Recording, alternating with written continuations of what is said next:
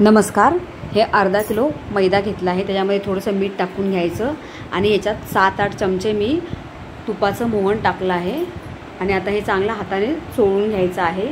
चांगलं एकजीव करायचं, म्हणजे चांगली आपली मूठ बांधत नाही तोपर्यंत आपण हे एकजीव करत राहायचं आणि चांगलं चोळून घेतलं की चांगल्या मस्त करंज्या आपल्या खुसखुशीत होतात। आता हे पीठ आपण थोडंसं पाणी टाकून आपण मळून घेऊया। आता पीठ चांगलं मळून झालं आहे। आता हे अर्धा तास आपण ह्याला झाकून ठेवायचं आहे। अर्धा तास झाकून ठेवलं की चांगलं पीठ मुरलं जाईल। आता तोपर्यंत मी ह्याच्यामध्ये साठा करून घेत आहे। तर त्यामध्ये मी 2 चमचे तूप टाकले आणि 3 चमचे मैद्याचं पीठ टाकले। असा करून असा साठा तयार करून घेतला आहे। हा चांगला एकजीव करून घ्यायचा आहे बघा। आता हा एकजीव केलेला साठा बाजूला ठेवायचा। नंतर आपला अर्धा तास झाले करंजीचे असे गोळे मोठे मोठे करून घ्यायचे। 5-6 चपाती लाटून घ्यायच्या। चपातीसारखं असं मोठं लाटून घ्यायचं आणि त्याला मध्ये हा साठा लावून आपण सगळं एकावर एक चपाती लावली की त्याला साठा लावायचा, त्याच्यावरती एक चपाती ठेवायची आणि असा म्हणून एक आपण रोल तयार करून घ्यायचा। आणि रोल तयार करून घेतला की नंतर तो कट करून घ्यायचा। एकाच साईडचा असं कट करून घ्यायचा।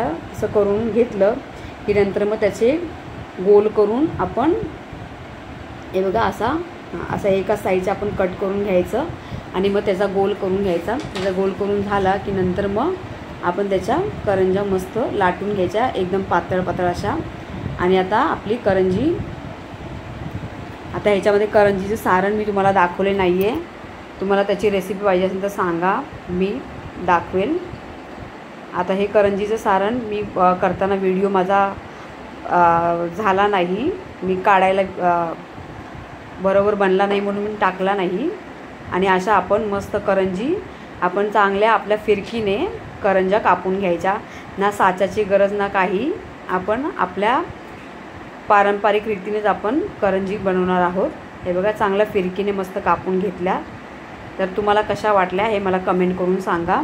हे बघा आता मस्त जास्त तूप मी काय केले, थोडंसं तूप घेतले आणि थोडं तेल घेतले, असं दोन्ही मिक्स करून घेतले। जर तुम्हाला तुपामध्ये तळायच्या असतील करंज्या तर तुम्ही तुपामध्ये तळू शकता, पण मी ह्या अर्ध्या तुपात अर्धं तूप आणि अर्धं तेल आहे त्याच्यात तळलेले आहेत, म्हणून करंज्या चांगल्या आहे बघा, पांढऱ्या शुभ्र झाल्या आहेत आणि मस्त कलर आणि खाण्याला एकदम खुसखुशीत करंज्या झाल्या आहेत। हे बघा, तर तुम्हाला कशा वाटल्या ह्या करंज्या मला कमेंट करून सांगा। आणि माझ्या रेसिपी आवडतील तर माझ्या चॅनलला सबस्क्राईब करा, लाईक करा, शेअर करा। धन्यवाद।